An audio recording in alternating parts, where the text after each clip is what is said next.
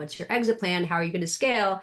Because as soon as I told him, as soon as I said to Darren, my kids don't want this agency, like it's not getting passed to them. He's like, well, you got to figure out an exit plan.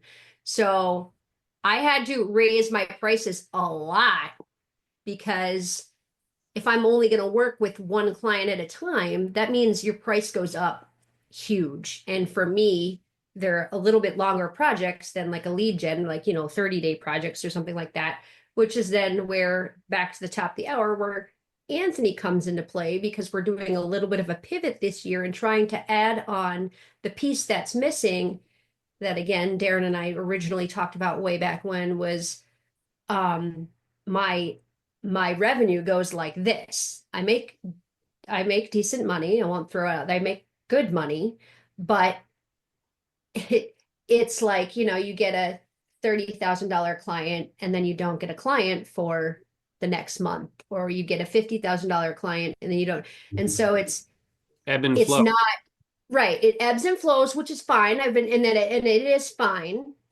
Because I've figured out how to manage that, but there's no for scalability and then wanting to exit the business and sell the business, I need to have retainer types of income. I need to have an Recurring revenue. MRR, that consistent MRR.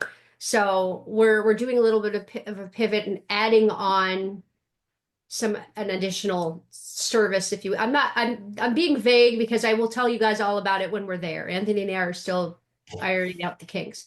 Um, Well, but we're you'll adding figure it on out, but this. recurring revenue is king. So Yeah. that's, I always ask when Yeah. I'm working with a client for the first time, I always ask the client, what is your exit strategy? You rarely, if ever, they know, right? You're either going to have a generational business and your kids will take over if they want it, even, right? We know that how that works Yeah. out. Or you're going Right. to sell the business or you're going to live a lifestyle business, and that's okay.